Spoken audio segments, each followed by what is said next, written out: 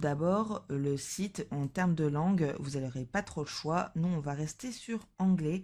Après, normalement, vous avez un onglet pour de la traduction, en fait. Donc, on peut demander, par exemple, de traduire.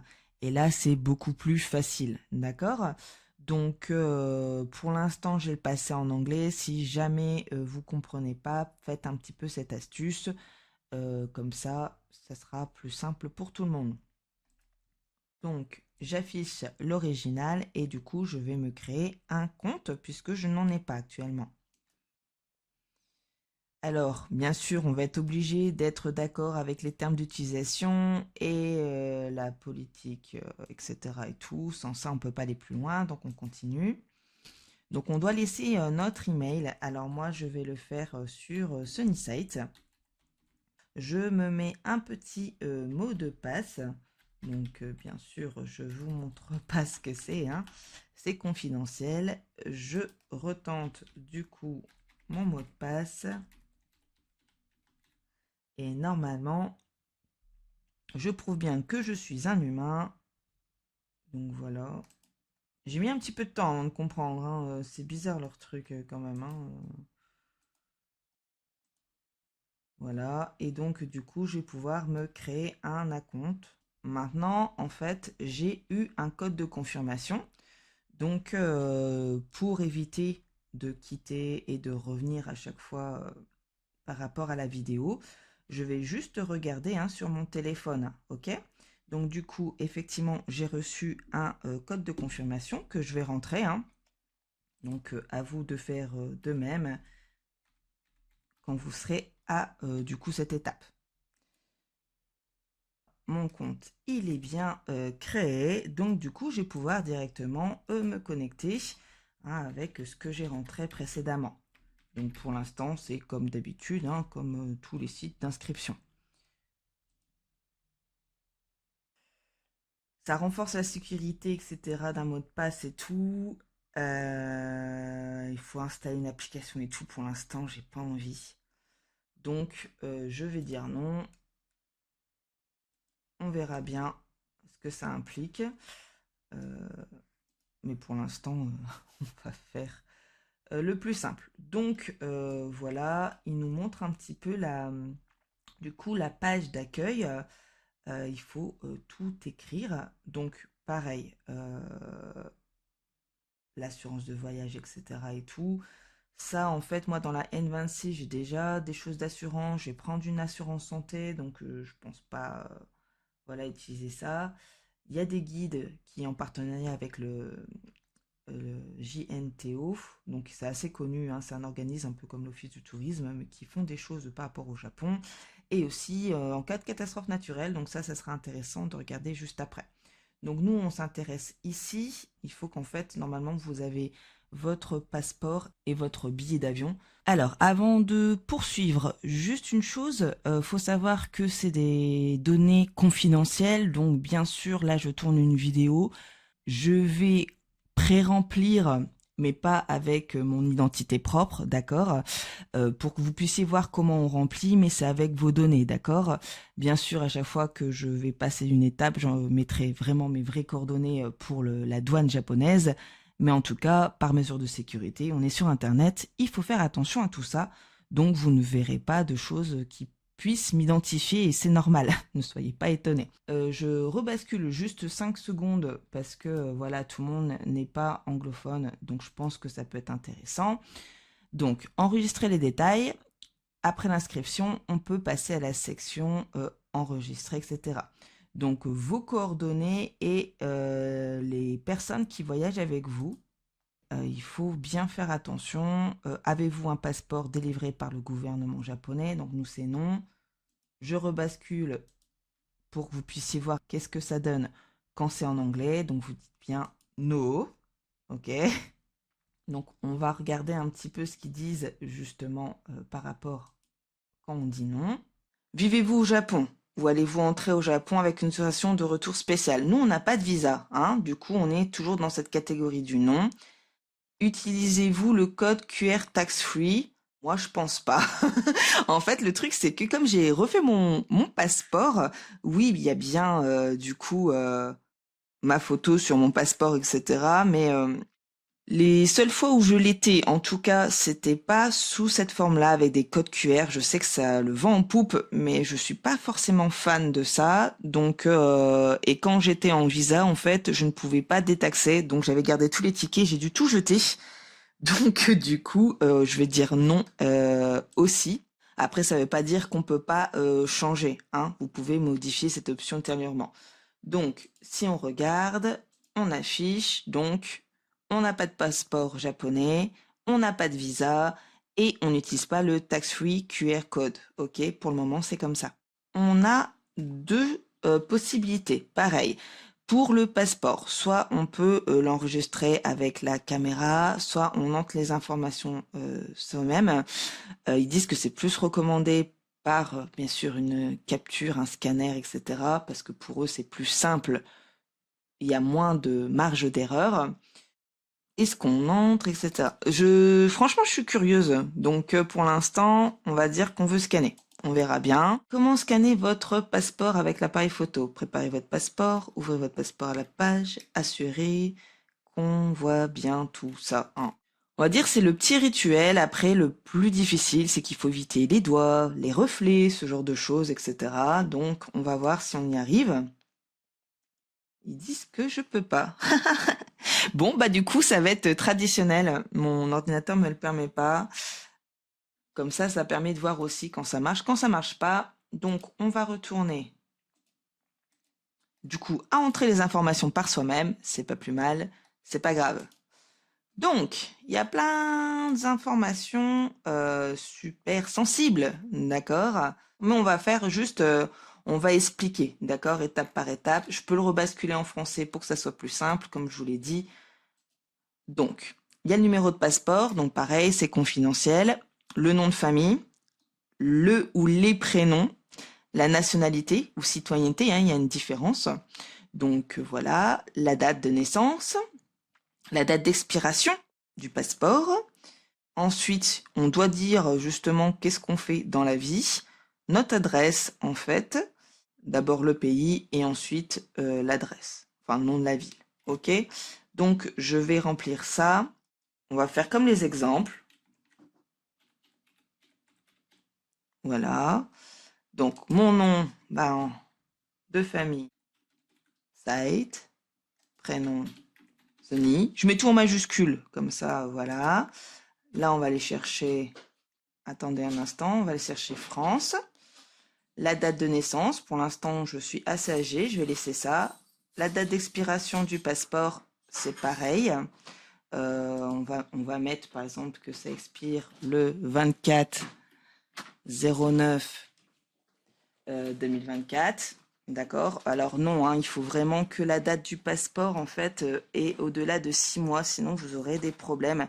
Donc regardez bien à refaire votre passeport, en fait, si vous êtes trop près de la date d'expiration, parce que ça peut ne pas passer. L'occupation, le problème, c'est qu'ils mettent pas grand-chose, hein, on va pas, enfin, pas grand-chose. On peut mettre over, donc autre, hein. Il n'y a pas youtubeur, vous voyez, ça fonctionne pas. Donc, on va mettre autre. On va mettre que notre pays, c'est la France. Et ensuite, la ville, c'est nulle part. OK? Et après, je fais sur suivant. Alors, on va regarder du coup, qu'est-ce que ça dit? Est-ce qu'on a un passeport délivré par le gouvernement japonais? Non. Est-ce qu'on a un visa? Non. Est-ce qu'on utilise le tax-free? Non. On a le détail du passeport. Et du coup, je vais pouvoir enregistrer.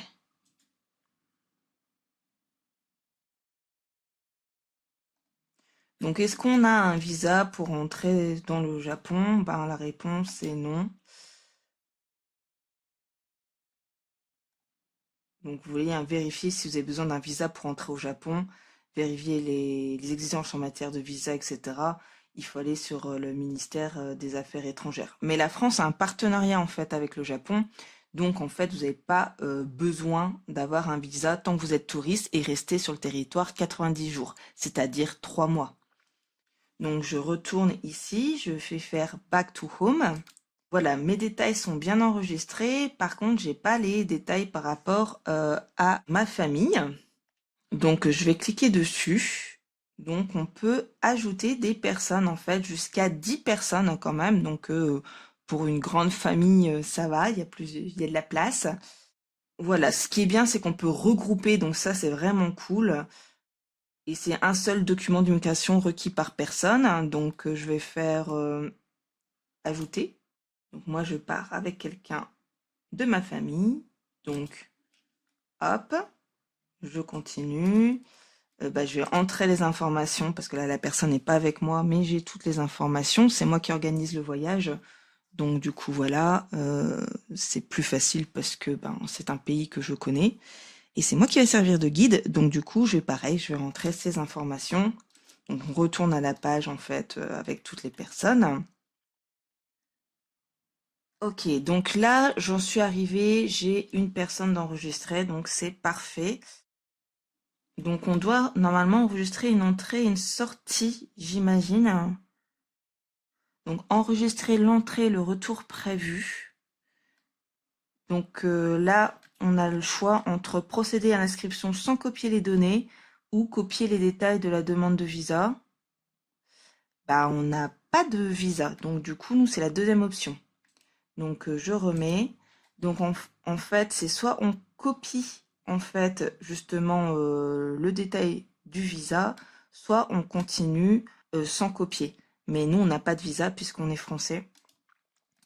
Donc du coup, là, on doit donner toutes les informations par rapport quand on arrive, le numéro de vol, la compagnie, etc. Donc ça rigole pas. Il y a pas mal d'informations. Donc là, pareil, je vais remplir quelque chose et, et ensuite je mettrai les vraies informations. L'ajout d'un nom de votre entrée déclaration planifiée pour la gestion de plusieurs plans. Dream come true. La date prévue, donc là pareil, on met les dates. Alors moi je vais mettre une date comme ça, hein, mais sachez que il faut rentrer la bonne date. Donc là on est obligé de dire c'est quoi la compagnie. Ok, alors pour vous aider, pour nous ça sera AF Air France, AFR. D'accord? Donc c'est ça que vous devez retenir. Enfin, si vous partez avec Air France. Mais voilà, la plupart des personnes, hein, quand ils n'ont jamais parti au Japon, prennent Air France. Moi, j'aime bien prendre également les compagnies locales.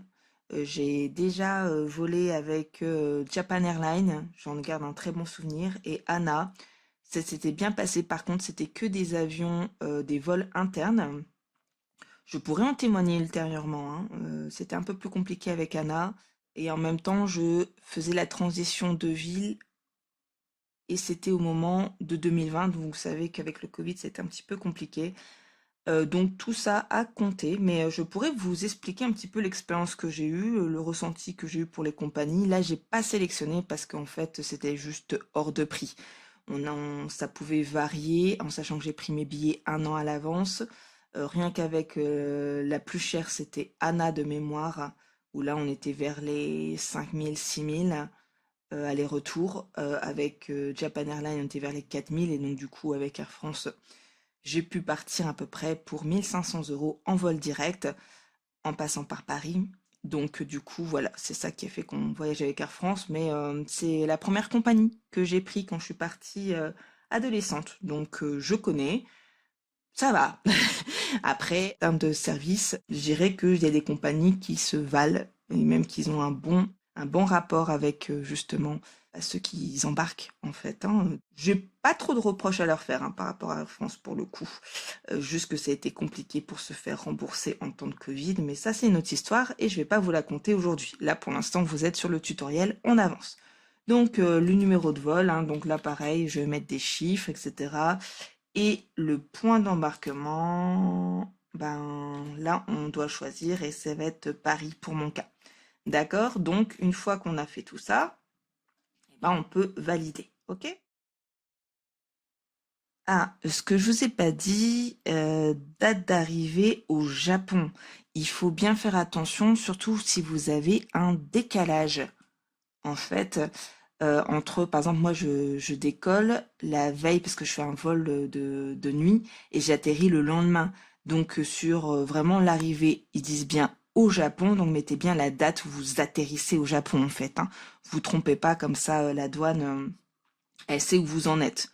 De toute façon, avec toutes les données qu'ils ont, l'avion, etc., ils peuvent vite vérifier si vous êtes, on va dire, dans les ordres ou pas. Mais c'est vrai que c'est des choses sur lesquelles on peut oublier, on peut ne pas y penser.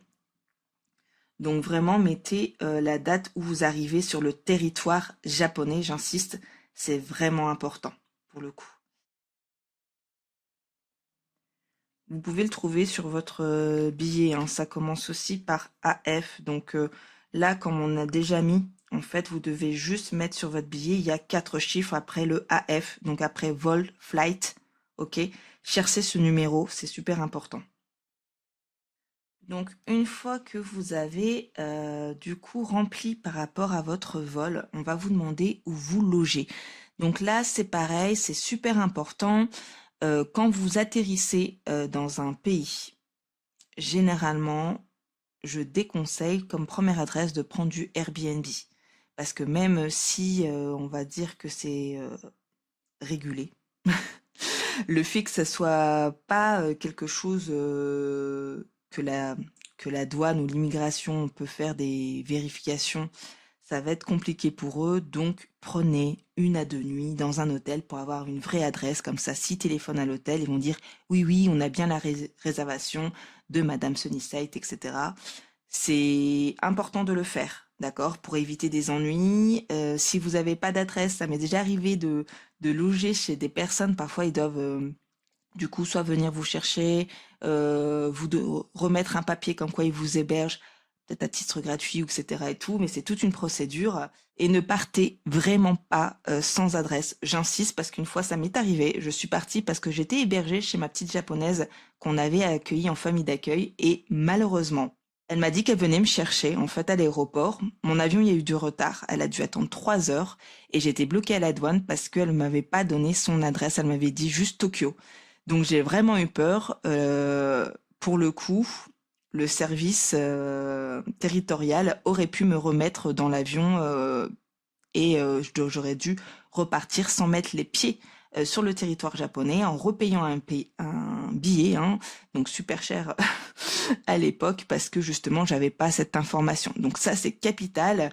Ne faites pas cette erreur-là. À l'époque, je parlais couramment japonais, donc j'ai pu m'expliquer et je suis tombée sur un agent super compréhensif, mais jouez pas là-dessus. C'est beaucoup trop dangereux, ça coûterait beaucoup trop cher et plus je pouvais prévenir personne parce que je n'avais pas d'internet ni de numéro de téléphone viable au moment où j'étais à l'aéroport. Donc ça peut être vraiment une situation terrible. Donc du coup, eh ben, pareil, je vais devoir rechercher dans mes réservations toutes les informations nécessaires. Alors pour ma part, j'ai fait beaucoup de réservations, hein. J'ai réservé tout le séjour. Donc il faut que je trouve la première adresse sur laquelle j'ai jeté mon dévolu. Et du coup, une fois que ça sera fait, ce sera beaucoup plus simple. Donc d'abord le code postal, ensuite la préfecture, ensuite la ville, l'adresse, le nom de l'hôtel et le numéro de téléphone. Ben là, il faudra donner le numéro de téléphone vraiment en fait de l'hôtel. Donc là, je vais devoir remplir. Donc, par exemple, dans la préfecture. Donc voilà, vous mettez un code postal sans trait d'union et ensuite vous mettez toute l'adresse. Alors, on ne vous demande pas de l'écrire en japonais, hein, on se met d'accord. Vous la mettez simplement celle où c'est traduit en anglais et vous inquiétez pas, ils connaissent, hein. Ils ont Google, ils seront vérifiés, etc. Mais en tout cas, faites les choses correctement. Et il faut savoir que du coup, au Japon, en fait, ça commence toujours par plus 81, d'accord? Donc nous, c'est 33 pour la France. Là-bas, c'est 81. Et après, on met les numéros de téléphone sans trait d'union.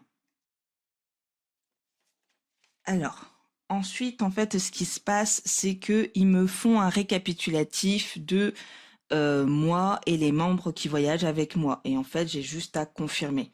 D'accord? Donc, si on traduit, c'est hop, lorsque un membre fait l'objet de la procédure d'immigration, il peut en même temps être enregistré en tant que membre de la famille voyageant avec vous.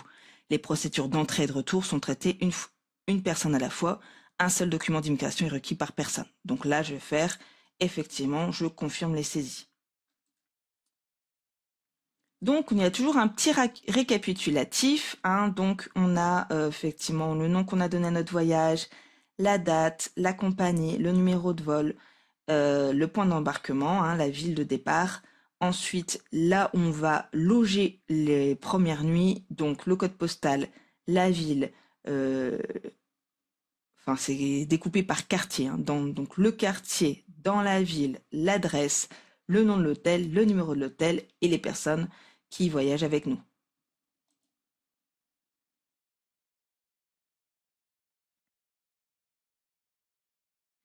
Et du coup, comme on a enregistré en fait la date d'arrivée au Japon, on doit ensuite mettre la date de retour. Donc il faut que vous indiquiez aussi un retour. Eux, ils peuvent pas savoir si vous allez rester les 90 jours ou pas.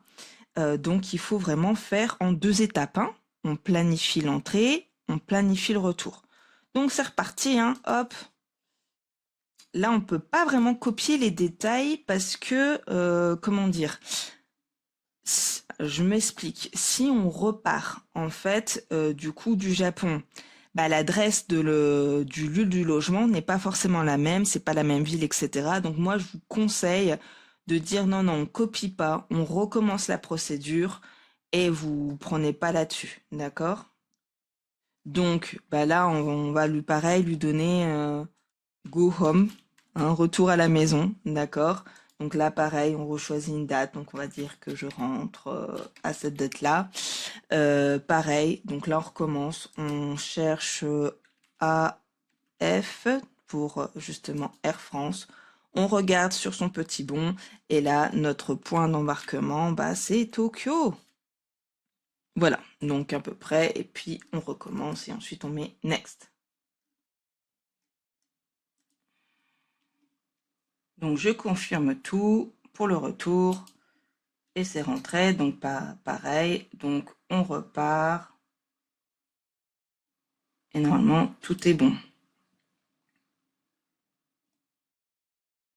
Ok, donc ils nous font un détail, donc ça c'est super bien. Justement, ils savent quand on rentre, quand on part.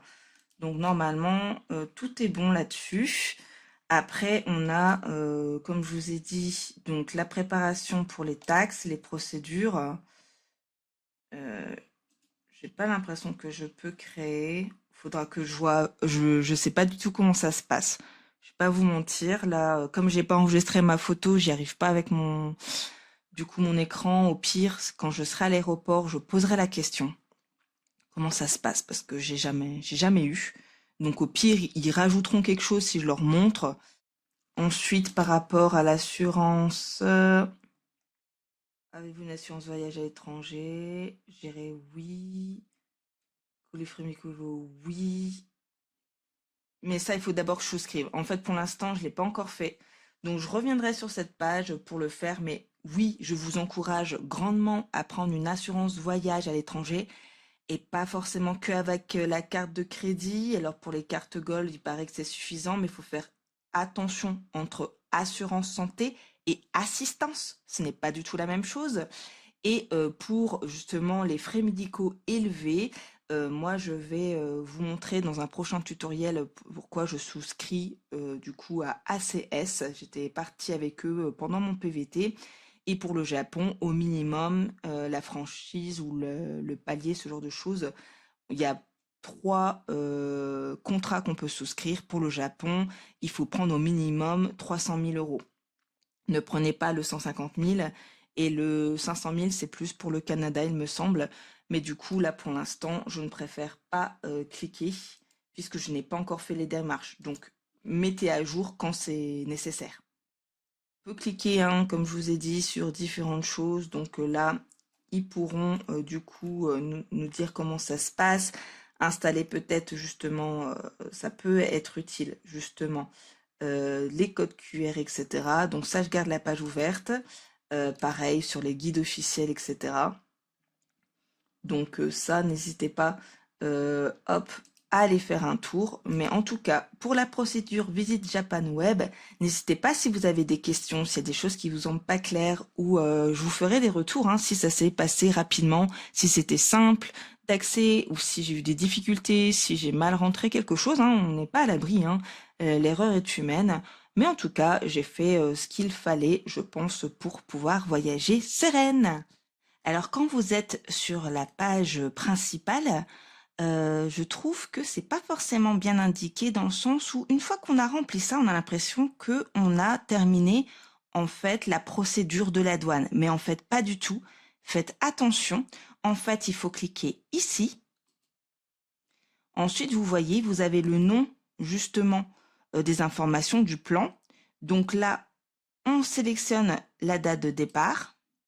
Et à partir de là, vous voyez, donc il faut faire attention parce qu'on n'a pas déclaré pour les douanes. Donc ça, faut faire attention parce que c'est ça qui va générer un code QR pour pouvoir passer la file. Donc vraiment, faites attention. Il y a tous les noms, donc on sélectionne les deux. D'accord, donc le visa est optionnel, il y a la quarantaine. Il demande justement, est-ce que vous ressentez une anomalie dans votre condition physique, fièvre, tout, etc. Donc non. Hop. Donc, il n'y aura pas de problème. Donc, ensuite, cette fois-ci, la douane. Et ça, c'est super important. Hop. On va regarder ensemble. Donc, nous, on doit aller là. Donc, les informations nécessaires enregistrées, les déclarations électroniques peuvent être utilisées pour l'immigration et les douanes. Donc, il y a un emplacement de l'affichage du code QR, donc comptoir de dédouanement de l'immigration, les terminaux de déclaration électronique et les postes d'inspection. Donc, ils mettent des exemples, donc on peut regarder un petit peu hein, ce que ça donne. Donc, il faut le passeport, le code QR, les informations biométriques. Pour la déclaration de douane, en fait, il faudra scanner le passeport et le code QR par rapport au service qu'on aura reçu. On descend, donc on peut avoir une version numérique, d'accord? Et bien sûr, ça n'empêche pas que parfois les douaniers peuvent vérifier que ce soit l'identité, les bagages, hein, il peut avoir une fouille, hein, moi ça m'est déjà arrivé plusieurs fois d'ailleurs. J'ai une tête assez chaleureuse et je suis souriante, donc peut-être c'est un peu suspect, mais en tout cas j'ai l'habitude d'être contrôlée, que ce soit bipé au moment de la sécurité, donc du coup, ben en fait c'est un peu fouille corporelle pour savoir voilà si j'ai pas des objets dangereux sur moi. Ça peut être le bagage, une forme un peu suspecte, donc on est obligé de revérifier. Et puis parfois quand j'emmenais des cadeaux pour mes familles d'accueil, ça arrivait que c'était emballé dans des papiers cadeaux et du coup là en fait ils demandent qu'est-ce que c'est, etc. Parfois d'ouvrir. Moi j'ai la chance de pouvoir parler japonais donc je leur expliquais et avant d'emballer un cadeau, si vous êtes dans ce cas de figure, n'hésitez pas à faire des photos. Dans ces cas-là, vous montrez le avant, après, et comme ça, ils savent si ça entre en fait dans les objets qu'ils peuvent taxer, comme le parfum, le chocolat, l'alcool, etc., les cigarettes. D'accord? Donc pensez à cette petite astuce. Donc voilà, ils peuvent prendre une photo au niveau de la déclaration électronique. D'accord? Donc il y a des portes électronique, etc. Et bien sûr, on peut nous poser des questions, hein, ça, il faut pas l'oublier. D'accord? Donc, je remonte en anglais, d'accord? Pour ceux qui n'auraient pas la chance que le site traduise en français, je vous montre, mais je vous ai expliqué, d'accord? Ok, donc on va faire back, on va faire next. Et du coup, 16 pages. Eh ben, c'est parti, j'espère que vous êtes patients. Donc, ils nous remettent les informations nous concernant, du moins la première page. C'est là où il faudrait être vraiment attentif. Donc ça, oui. Ensuite, ils nous font un rappel de l'adresse où nous sommes. Donc là, pareil, il faudra faire attention. Donc,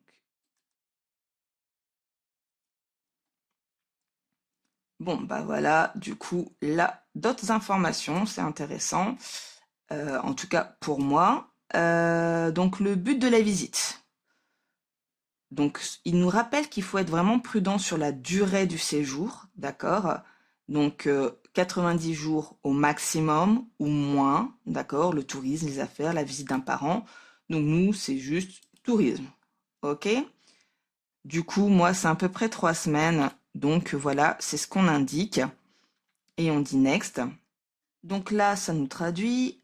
Avez-vous déjà été expulsé du Japon? Avez-vous déjà quitté le Japon en vertu d'une mesure d'interdiction de séjour ou de refuser d'entrer? Donc, si vous faites on va dire un délit au Japon, vous pouvez être expulsé du territoire et ça peut être, par exemple, 10 ans, à vie, etc. Donc ça, c'est obligatoire à remplir. Donc on va dire non, ce n'est pas mon cas. J'ai pas été reconnu dans une affaire pénale au Japon ou dans un autre pays, c'est pas mon cas. Et est-ce que j'ai des stupéfiants? Attention, ils sont intransigeants avec les drogues. Même dans les médicaments, il faut faire attention. Si vous avez des produits codéinés, etc. et tout, ça ne passera pas au Japon. Donc faites bien attention. Donc je n'ai pas de stupéfiants, ni de marijuana, ni d'opium, ni de stimulants, ni d'armes à feu, ni d'arbalètes, ni d'épées, ni d'explosifs, etc. Donc tout ça, c'est non. Pensez bien, hop, à mettre à la page 4 en tout cas, tous nos. Next. Pour les membres de la famille qui nous accompagnent en même temps.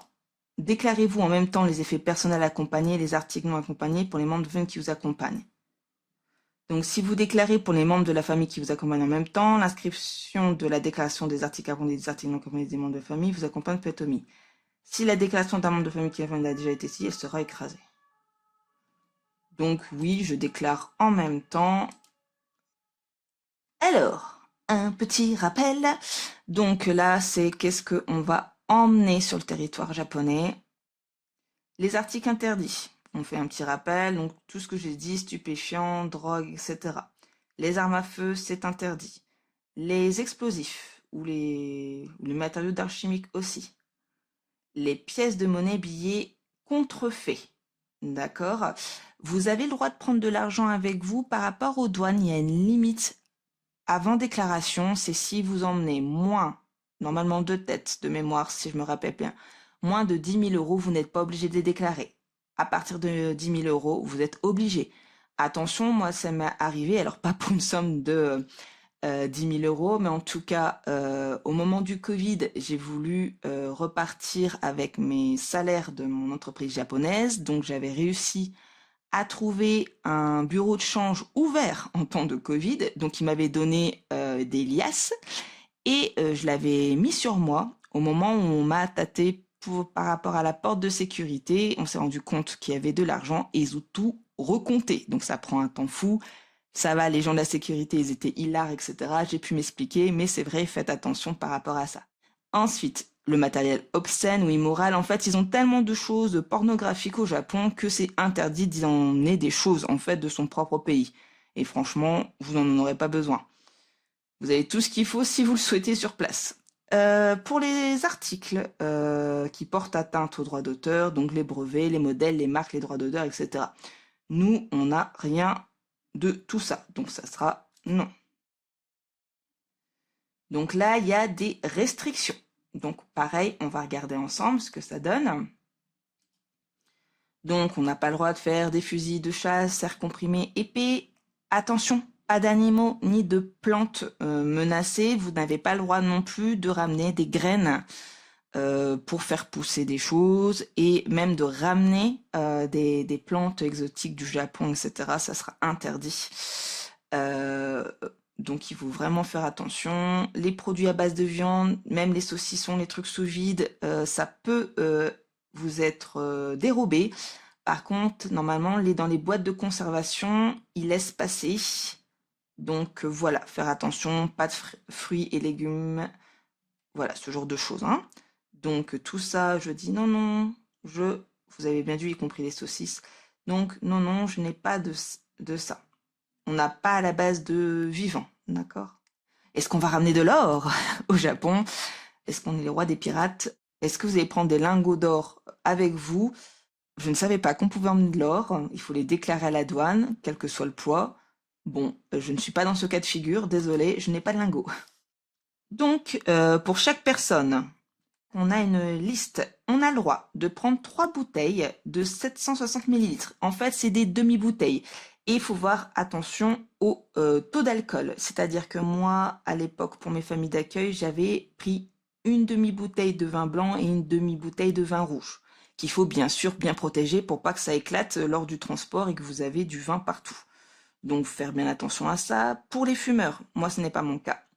Je ne fume pas et je suis allergique, mais voilà, vous avez le droit d'emporter des cigarettes, des cigares, du produit à tabac, etc. En sachant que au Japon, les cigarettes sont beaucoup moins chères qu'en France. Après, je ne sais pas leur composition, mais en tout cas, voilà, faites attention à ça. Pour les onces de parfum, pas plus de 28 millilitres. On a le droit à 2 onces. Je m'explique. C'est que les Japonais n'ont pas l'habitude de se parfumer. Donc, du coup, si vous choisissez d'en emmener ou d'en faire cadeau, choisissez plutôt des parfums légers, hein. Des eaux de toilette, ça sera mieux que des eaux de parfum.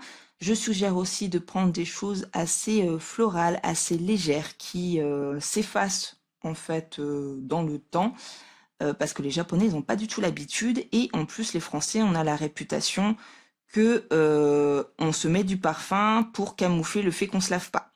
Donc, si vous mettez un parfum trop fort ou si vous avez une peau qui ne se marie pas bien avec certains parfums, ça peut vraiment déranger les Japonais qui ont un nez qui n'est pas habitué justement au parfum ni au déodorant. Donc, vraiment, faites attention à ceci.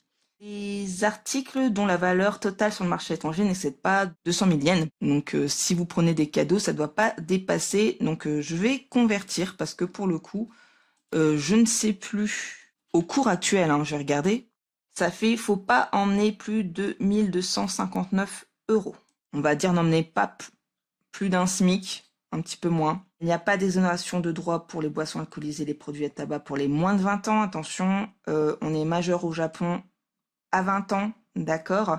Même s'ils ont baissé la majorité au Japon, c'est pour certaines choses. Ça ne concerne pas le tabac, l'alcool et l'entrée dans certains lieux comme les clubs. Ça reste à 20 ans. Ceux qui ont 18 ans, ils pourront pas en profiter. Faites attention. 10 000 yens, c'est pas grand-chose, hein. C'est-à-dire que on est à 75-80 euros.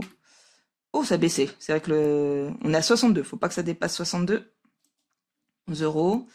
Désolée, je devais vérifier. Donc, on a le droit à 2 onces de parfum. Une once égale 28 millilitres. J'ai vérifié, c'est-à-dire que si on prend 2 parfums, ça doit pas dépasser 56 millilitres. Moi, il fait pile 50 millilitres. Je pourrais prendre qu'un seul parfum.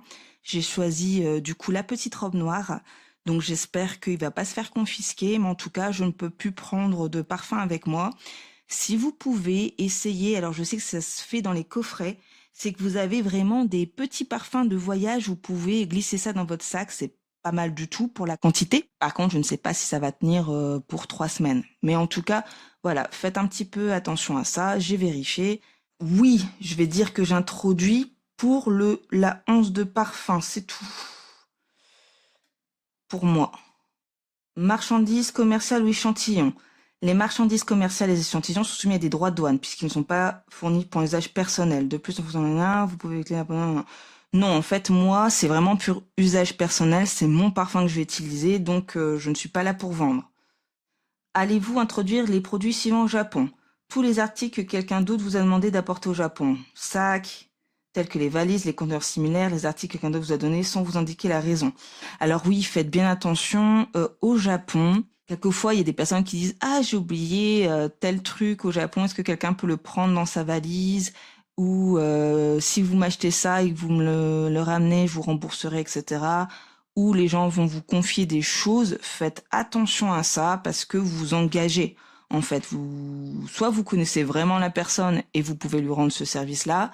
Si c'est pas le cas, en tout cas, faites attention. En sachant que, en tout cas, la douane japonaise sera beaucoup plus vigilante pour un étranger. Et ça, c'est vrai, je l'ai déjà vu, que pour un japonais. C'est-à-dire qu'imaginez, quelqu'un vous dit, ah, ramenez-moi une caméra Canon. Et que, au lieu que vous le mettez dans votre bagage, vous dites, je vais le mettre autour du cou, comme ça, je vais pouvoir passer la douane et je serai pas taxé là-dessus. À votre coût, vous avez des risques. Par contre, si un Japonais fait ça, peut-être il en aura moins. Mais en tout cas, vous risquez, je dirais, de pouvoir commettre un délit ou d'être expulsé du territoire. Donc, non, je vais pas introduire des choses. Voilà. C'est vrai que beaucoup de personnes aiment, quand vous partez en voyage, dire tu pourras me ramener ça. C'est des sacrées missions parfois. Quelquefois, ça peut prendre une partie du mental en disant il faut absolument que je trouve, il faut absolument que je lui ramène ça. Et ça, c'est pas que ça gâche le voyage, mais en fait, vous êtes tellement focus à devoir ramener des choses pour les gens, et ça prend en plus de la place, etc., que vous profitez pas toujours. Moi, j'ai déjà été en mission pour mon entourage, pour des proches, pour des amis, etc.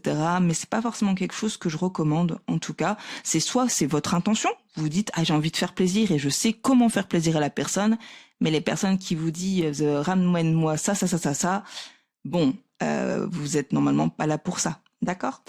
Après c'est vous qui décidez, en tout cas. Pour les espèces, chaque billet, il faut pas que ça dépasse cette somme-là et 1 kilo. Donc, hop, je vais vérifier la somme tout de suite, comme ça, on saura.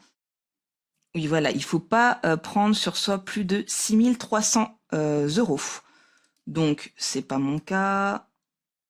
Pas autant de cash, j'en prends. Mais faites attention quand vous prenez du cash sur vous. Soit vous le mettez dans différents endroits, hein, que ça soit dans la valise, caché, dans vos chaussettes, dans une petite poche secrète, etc. Dispatché en cas de vol. Alors je sais que le Japon c'est safe généralement, mais n'empêche on n'est pas à l'abri, d'accord, de vol, de on vous bouscule et vous faites tomber, etc. Donc voilà, c'est de l'argent. Les Japonais normalement ont tendance à rapporter aux objets perdus, mais nous sommes en crise mondiale, donc sait-on jamais. Donc voilà, faites attention. On est bientôt à la fin. Donc les articles non accompagnés. Avez-vous des bagages envoyés séparément par la poste pour déménagement, etc.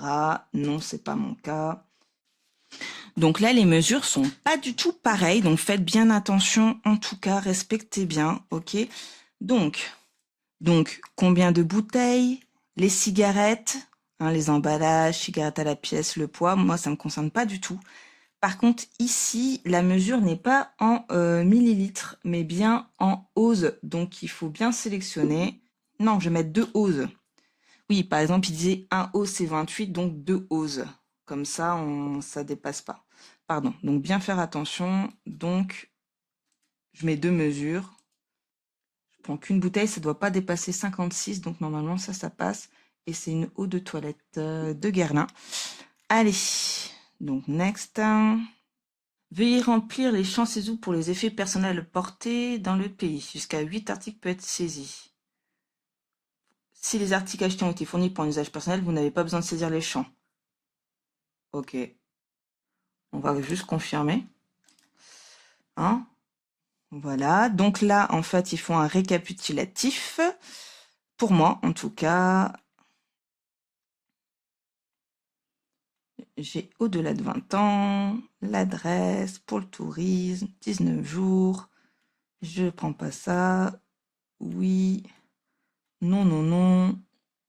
Oui, non, non, non, non, non. 2 oses et je pense que tout est correct. Donc pour moi, je vais pouvoir enregistrer. Alors, ils me disent que le code QR peut être utilisé pour le dédouanement de l'immigration lors de séjour. Confirmer les informations enregistrées. Ta, ta, ta. Ok. Donc j'ai tout bien fait. Donc je peux revenir en fait. Ok. Et normalement, je peux avoir mon code QR. Donc le code QR peut être utilisé au comptoir de Némonin. La personne est réputée pour avoir consenti ce qui suit. Accepter. Ok. Alors je vais avoir un code QR.